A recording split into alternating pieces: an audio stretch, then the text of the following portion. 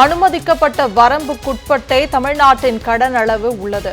முதலமைச்சராக பொறுப்பேற்றுள்ள விஜய்க்கு திமுக தலைவர் மு க ஸ்டாலின் பதிலடி. எடுத்த எடுப்பிலேயே அரசிடம் பணம் இல்லை என பேச ஆரம்பிக்க வேண்டாம் என்று வலியுறுத்தல். இலவச மின்சார வாக்குறுதியை நிறைவேற்றுவதில் மிகப்பெரிய மோசடி செய்துள்ள விஜய் மாதந்தோறும் 200 யூனிட் மின்சாரம் இலவசம் என கூறிவிட்டு தற்போது 2 மாதங்களுக்கு 200 யூனிட் என ஏமாற்றி இருப்பதாக திமுக கண்டனம். 500 யூனிட்டுக்கு மேல் பயன்படுத்துவோருக்கு 100 யூனிட் மட்டுமே இலவசம் என்றும் ஏமாற்றி இருப்பதாக குற்றச்சாட்டு. முதல் நாளிலேயே தமிழ் தாய்க்கு நேர்ந்த இந்த இழிவு ஒட்டுமொத்த தமிழ்நாட்டிற்கும் நேர்ந்த அவமானம். தமிழக வெற்றி கழகத்துக்கு திமுக கண்டனம். மேற்கு வங்கத்தில் பாஜக அரியணை ஏறிய போது கூட அங்கு வந்தே மாதரம் ஒலிக்கவில்லை என்றும் விளக்கம். தமிழ்நாடு அரசு பதவியேற்பு விழாவில் வந்தே மாதரம் பாடலுக்கு முதலிடம் வழங்கி தமிழை 3ஆம் நிலையில் வைத்தது மரபை மீறிய செயல். இந்திய கம்யூனிஸ்ட் கட்சி கடும் கண்டனம்.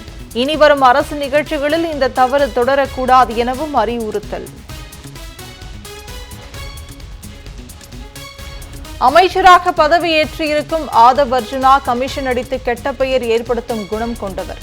ஆதவ் அர்ஜுனாவின் மைத்துனரான புதுச்சேரி எம்எல்ஏ ஜோஸ் மார்டின் குற்றச்சாட்டு. அரசாங்க பணத்தை ஆதவ் கொள்ளையடிக்காமல் பார்த்துக் கொள்ள வேண்டுமென்றும் அறிவுறுத்தல். தனி பெரும்பான்மை இல்லாத தாவேக அரசின் முதலமைச்சராக பொறுப்பேற்றார் விஜய்.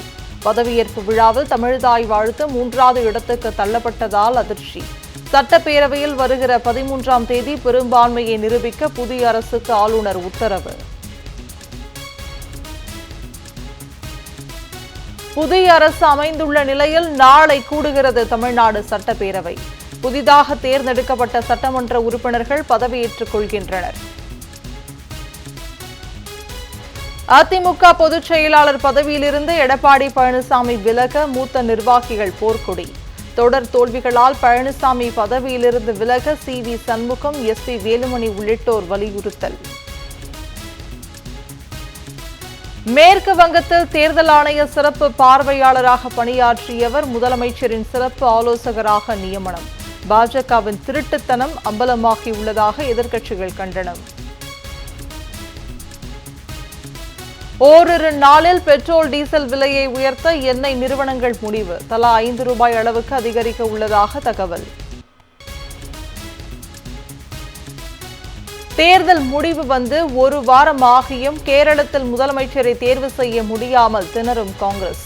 முதலமைச்சர் பதவிக்கு முட்டி மோதும் சதீசன், ரமேஷ் சென்னித்தலா, வேணுகோபால் டெல்லியில் முகாம். உலகக்கோப்பை வில்வித்தை போட்டி மகளிர் பிரிவில் இந்திய அணி தங்கம் வென்று அசத்தல்.